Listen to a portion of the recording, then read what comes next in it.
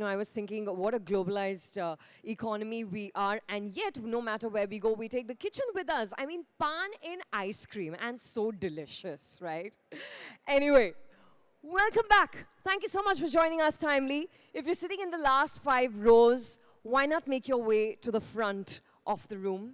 Because like I said, we have a lot more participants joining us throughout the course of the conversation. Also, this is that kind of conversation that you want to experience up close and personal. Before we took a break for lunch, I promised you a soulful conversation, and we're now going to deliver on that promise, because this chat is all about making a soulful shift. It is a reminder to all of us in the room that leadership is not loud, and innovation, it does not only live in boardrooms.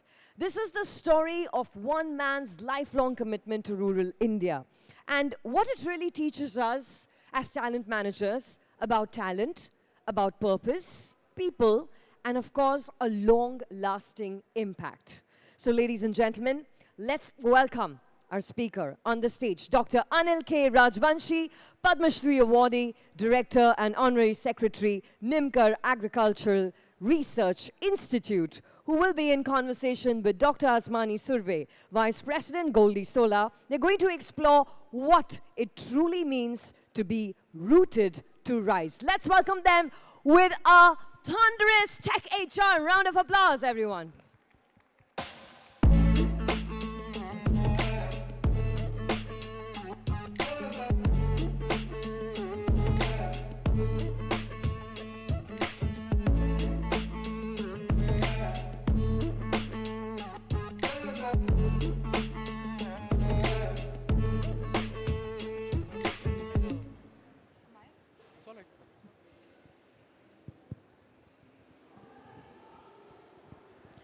So good afternoon, all of you.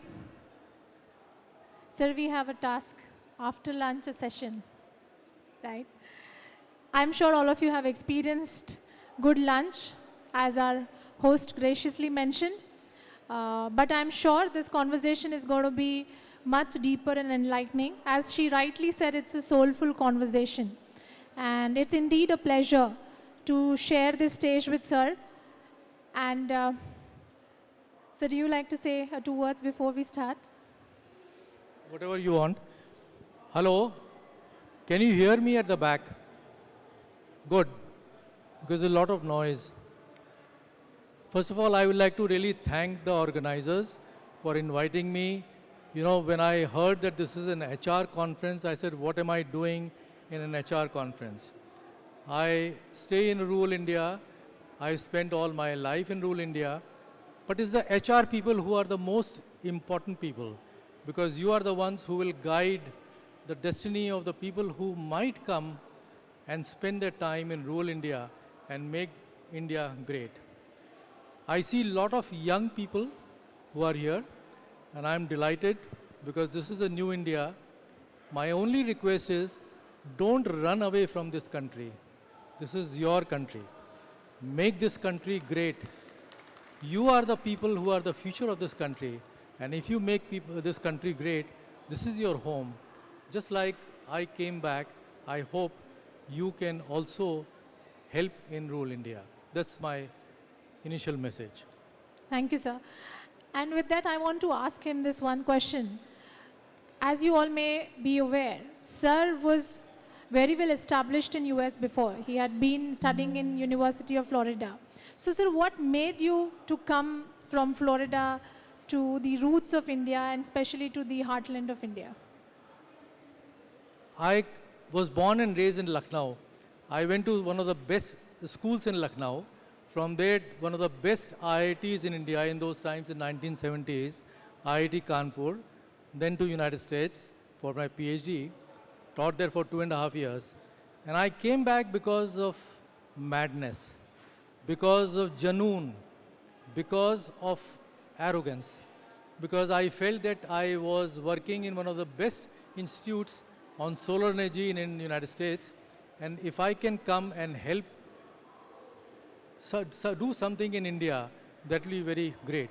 How foolish I was, because India is an ancient civilization and you don't change. Gandhiji could not change. So many great people could not change. and who was I? India did not change, but it changed me. It taught me spirituality, humility, and sustainability. And as she has asked me what made me stay there, I was raised in urban milieu, but spent all my life in a rural area because of this janoon. Janoon is what makes you do things. If you are in love, you don't feel about anything else. You only think about that person, and that is janoon. And somehow I was too much rooted to the story of India, and that janoon made me do things which I don't think I would have done if I was intelligent. First of all, I would not have come back. That was because none of my classmates came back. None of the people in the whole country was going to the United States. They all stayed there. My friends have done very well in the Silicon Valley. I came back. But that's something which is I found it very enjoyable, and I can say that. So you often speak about Gandhiji's philosophies and his ways of life. What kind of lessons do you think today the corporates should take from his teachings and preachings? My father went to jail with Gandhiji in 1942 movement, and I was inspired by him and his friends. In fact, the who's of who of India, who were at the time who helped in the freedom struggle, were my father's friends. So maybe that was something which was very important in my early childhood. And when I went to United States, I was always thinking about how I can use my education and come back. And when you start reading about, I have written a lot about Gandhiji, when you start reading, thinking about it, he was a very remarkable man. He was a very great man, a yogi, who simplified his life, and yet he fought one of the biggest battles of this century, last century. So I said that if I have to follow Gandhiji, I should also live a simple life. And with what we did, with my sustainability, I have been able to show that in 1/4 and 1/5 of the energy that is consumed by an average American, I can live a very simple and yet emotionally satisfying life. I don't live in Jhopalpatti. I live a very decent life, but with all the modern technology. And I personally, that is what my theme is. Spirituality plus technology is equal to sustainability and happiness. And if we follow that, then I think we can make this country great and sustainable. That makes me a little curious, and I think audience would also like to understand. It's more than a decade you are working on this kind of... 4 decades. 4 decades, right? So it's a long time you have been living that simple life, and you have been to the purpose. Do you ever feel burned out? Or if you're not, then what's the secret that you don't feel burned out? I don't have any secret. Personally, I think that if you really believe in something with passion, and that is what I keep on telling the youngsters, that whatever you do, you should do with passion. And passion can only come when you feel happy, when you believe in that. And when you believe in that, then you can never be burnt out. Because every day is a new challenge. Every day you would like to learn something. Every day you would like to solve that. Just to give you an example, I never studied under a lantern. How many of you have studied under a lantern? 1, 2, 3. When I came back from United States after spending 7.5 years, and then there was no electricity in rural Maharashtra, so I started reading at night under lantern. And as a mechanical engineer, I started thinking, what the hell is this? In the last 120 years, this device has not been improved. So we started working on that. And we were probably the first organization to work on developing better lanterns. Naturally, the whole thing has changed now, LEDs, etc. But we did very good work in that.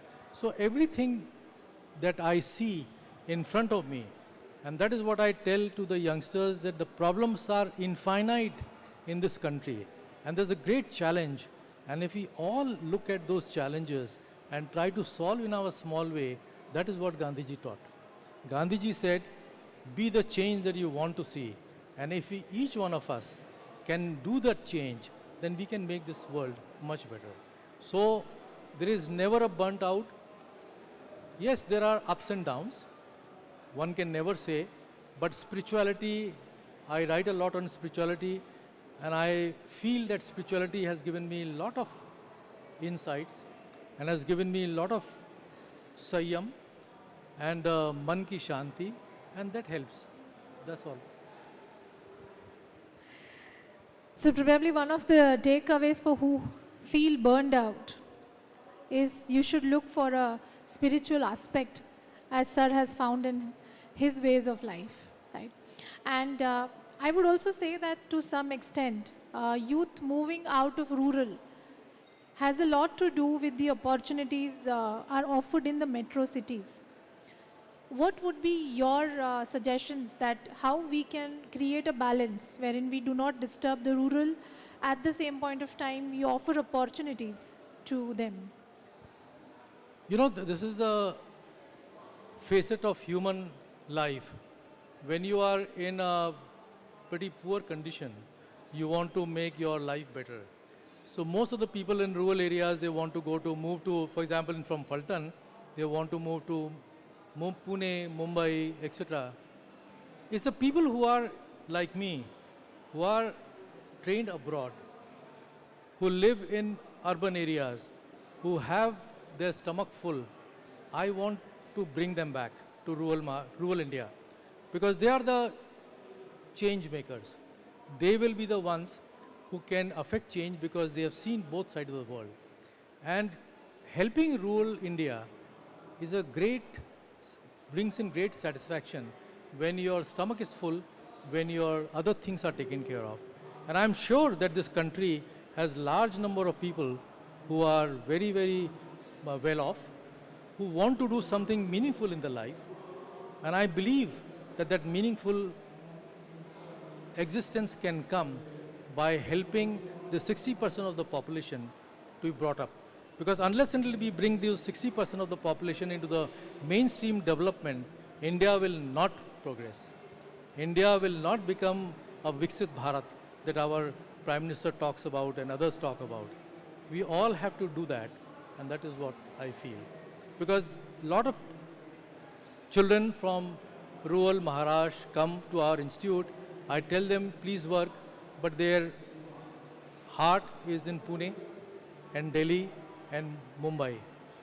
It's the other way around that we need to bring them back.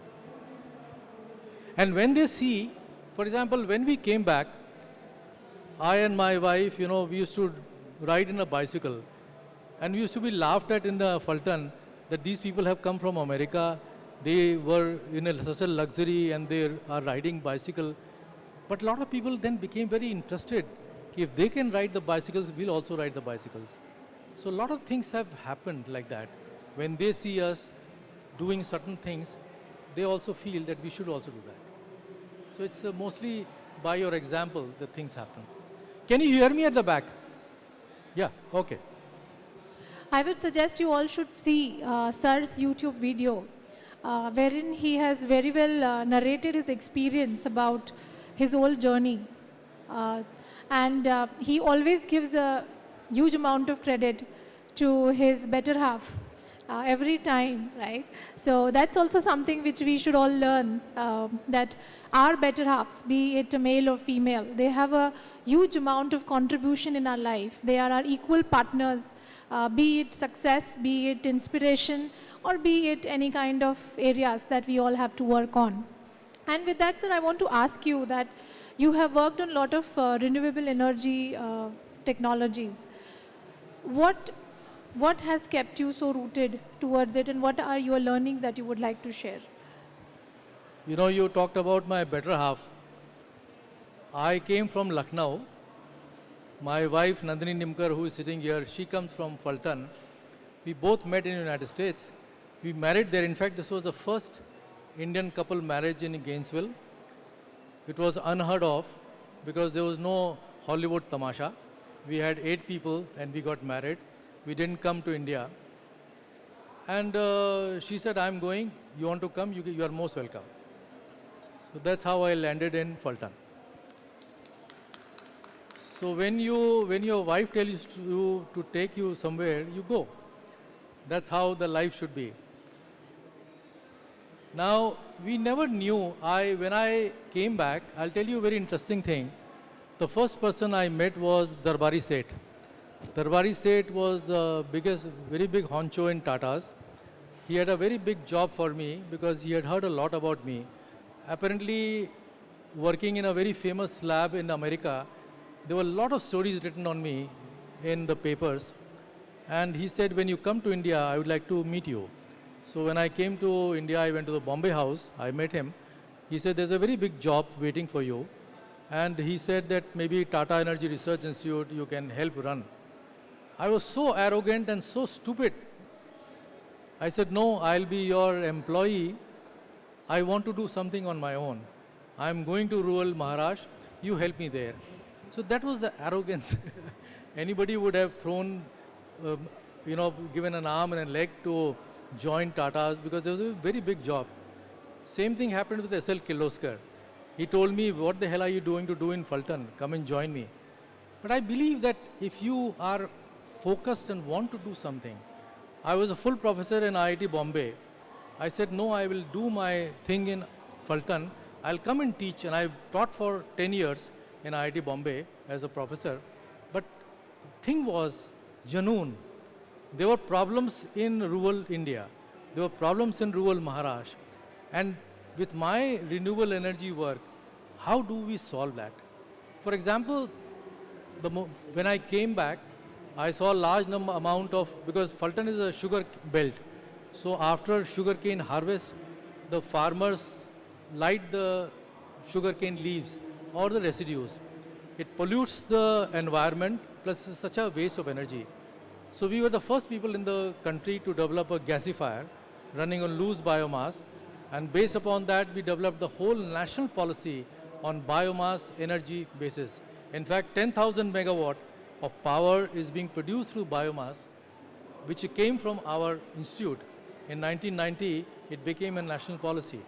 Same thing, I am the inventor of electric rickshaw. How many of you have rode electric rickshaw? So in 1995, when nobody had heard about electric rickshaw, we invented electric rickshaw. The first electric rickshaw was developed by us. The first patent in India is our patent. And then the technology took over. But anywhere you read, the first electric rickshaw was developed by us. So there are a lot of very interesting things which had far-reaching consequences which came from our small lab. And that's the reason why I'm telling you is that we need to focus. The ideas have to be there. And if you have very good training, the problems exist. And if you can solve those problems, it can be taken by anybody. So this is what I feel, that renewable energy or anything, in fact, I feel that there should be hundreds of institutes like ours. And since you are all HR, this is your job to create more people like me. Because you are the people who will get good engineers, scientists, etc., who are working in your companies. Put the DNA of rural India in them. And if you do that, then it will be a very great thing. In fact, 3 years ago, I addressed the Tata Group, the chairman and the 40 CEOs of the top Tata companies, and there were around 170 CHROs of all their companies. And this is what I said, that we should create a new revolution from the companies itself. Why give money through CSR? You should have your own small sectors in each company to create this new evolution, to create these new systems by which rural India could be affected. Because it's the big companies like all yours who are the real change makers of India, because you sell the goods and services. So why can't you get things for rural India? You can make money, but spend some time, some money, some effort for rural India.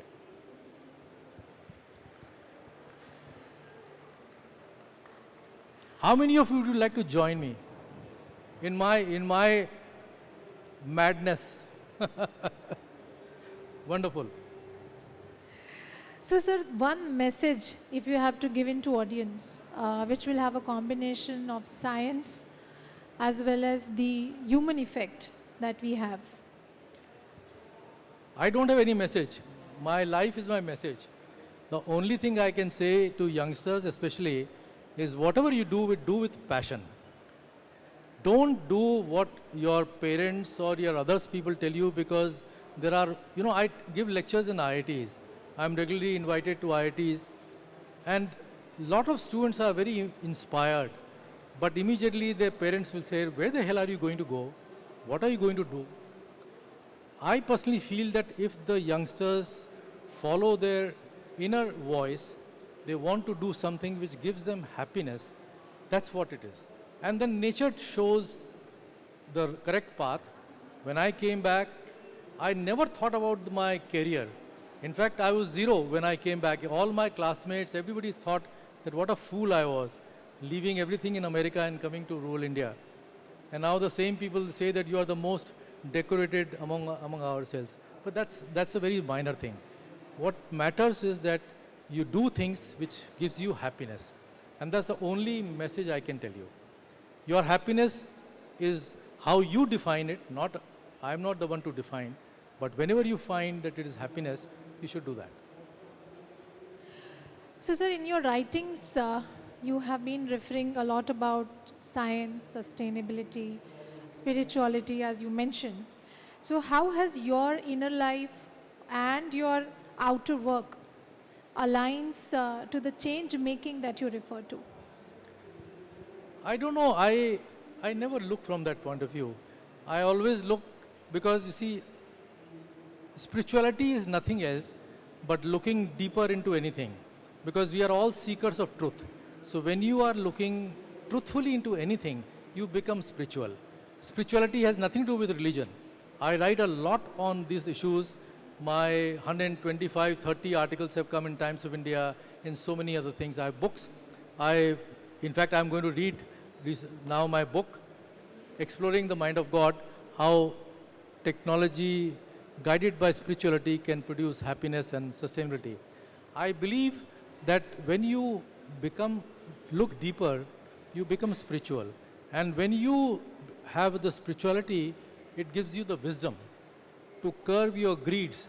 And with technology, then you can utilize the technology much more efficiently.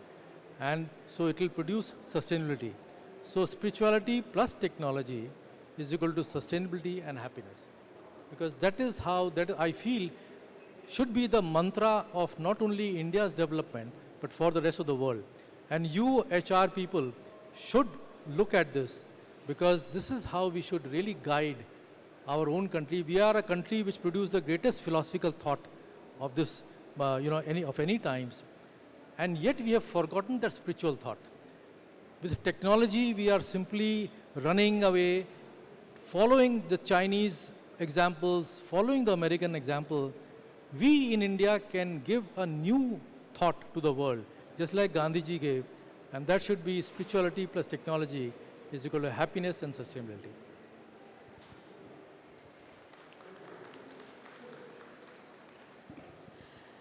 So before we end the session, I want to ask you that what we all should keep asking ourselves. One question we should always keep asking ourselves. Are we happy? Am I happy? That's all. Because all the time you want to compare yourself with the Jones. I don't have that. I'll give you an example. A very big industrialist of this country was a very personal friend. He is no more now. He never had a jet. So in 1970s or 1980s or something, late 80s, they bought a jet. So I said, this is very great. Then after 5-10 years, I saw a bigger jet. So I said, why did you get a bigger jet? This was a very good jet. No, Mr. So-and-so has a bigger jet than mine. It takes you from place A to place B. Why are we always in this horde of greed? In fact, the whole world is being destroyed by greed. And if we are a great civilization, and we should really curb our greed through spirituality, and then we can create a great nation. And the greed is also very good because it gives you the engine for development, but curb their greed. Man ki shanti is the most important thing. And if you can have that, that is the only thing that counts ultimately in life. At least that is what I found out. But I am a very stupid person. People call me mad. So you may or may not agree with that. So with that philosophy of his, it reminds me that in our scriptures, which one of them is Bhagavad Gita, it very well says that karm kar phal ki apeksha mat kar. And the whole meaning behind that has been that you should keep doing your good work, as sir has been doing for more than 4 decades now. And he only expects that more people like him should come and contribute to the cause that he considers very close to heart. And that is about the root of India, how we can make it a better, or maybe we can develop that root of India so that it reaches not only in this country but across the globe with the philosophies that we all have been in this civilization brought up with. Right? So you want to say something before we end? Yeah, but I don't know how many of you have read the history. The history of mostly Asia and other countries was the great philosophical thought of India. Before Buddhism went to China, it was a Hindu religion. In fact, in the center of China, you can find a lot of Saraswati, Ganesh, so many other things. So India was a very great civilization from which the thought went all over the world. This is my dream, that the great philosophical thought, we should be able to conquer the world. If we can have that great philosophical thought, then with our genes, with our DNA, we should really will have a remarkable process. And I believe that spirituality plus technology is what can do that. And I also feel that all of us, you all will go abroad. You cannot change the color of your skin. All over the world, we are being discriminated. This is our own home, our own land. Why can't we make this as a heaven? And you all can do wonderful things because the whole world is being run by Indians. We do wonderful things abroad. Why can't we do it here? This is a challenge for all of you HR, that how do we create conditions by which we can do wonderful things to make this as a heaven so we can all stay here. When I was a student in America, anytime I met an American I used to go to villages or the rural areas, they would say, I would never like to be born anywhere except America. How many Indians would like to say that? This is what we would like to do. And I tell the youngsters that this is our country. We should all make it great. And then we can all be happy. Thank you, sir. Thank you so very much. And thanks to all the wonderful audience. I'm sure it was a soulful yet enlightening session for all of you. Thank you so much. 20 minutes is a very short time to tell you about my story. But I'll be delighted if you write to me and we can have a dialogue. Thank you very much. Let's give it up for Dr. Rajvanshi. Thank you very much, sir. And Dr. Surve, thank you for reminding us that purpose-led innovation is not just noble, but it is very, very necessary. Thank you very much.